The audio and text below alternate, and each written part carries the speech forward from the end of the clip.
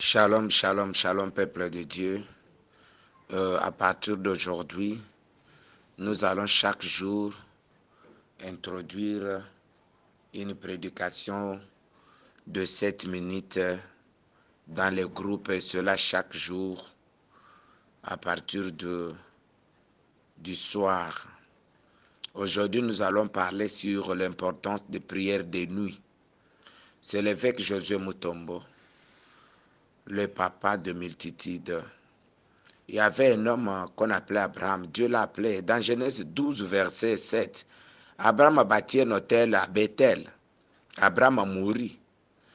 Mais plus tard, Jacob, son petit-fils, fuyant Ésaü, il arrive à Bethel. Là, je suis dans Genèse 28.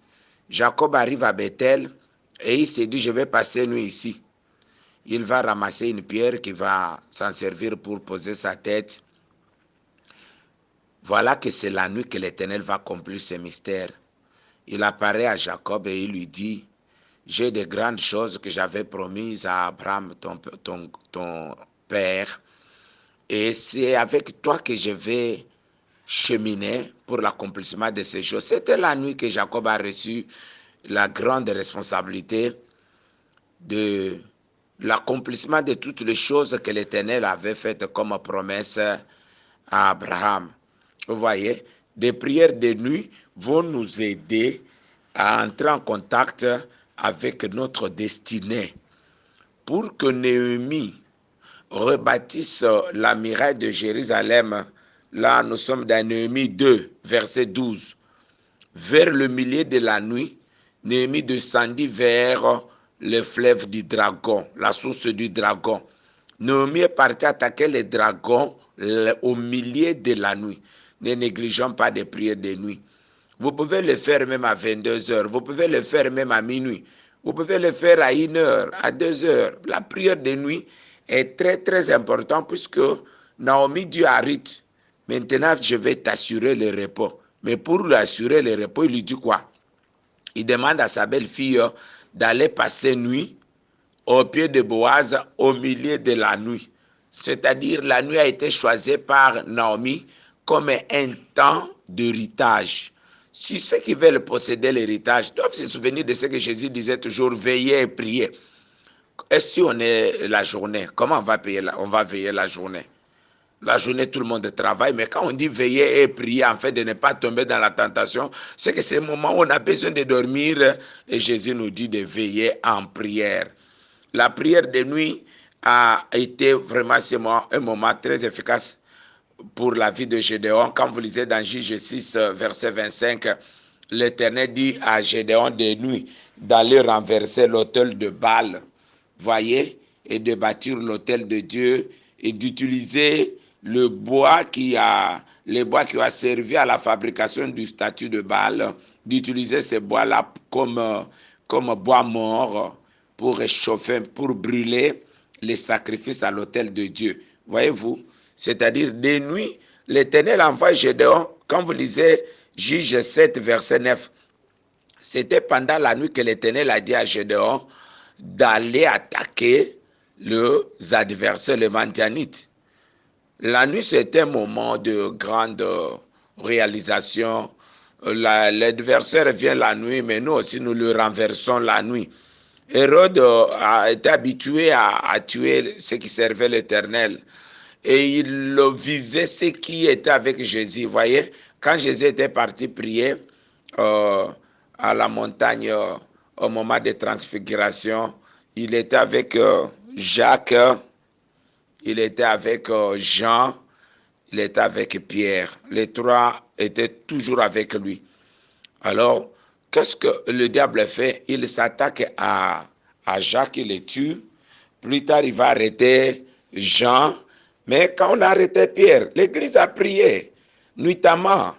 Et avant que le matin n'arrive, cette nuit a permis d'autel et ça fait descendre les anges. Vous voyez, quand nous prions la nuit, ça permet aux anges d'entrer en action dans notre vie, dans tous les domaines de notre vie. Et quand nous nous verrons le matin, nous nous verrons avec des chemins bien tracés par le Saint-Esprit. On ne peut pas dormir toute la nuit. Hein? Vous voyez, quand vous lisez Acte 12, 6, Et si l'église n'avait pas prié la nuit, qu'allait être le sort de Pierre le matin? Acte 16, verset 25. Vous avez aussi le cas de Paul et Silas, non? Ils sont arrêtés et pour les adversaires, l'histoire était finie. Mais la prière est une grande puissance, la prière est une grande force capable de renverser des forteresses.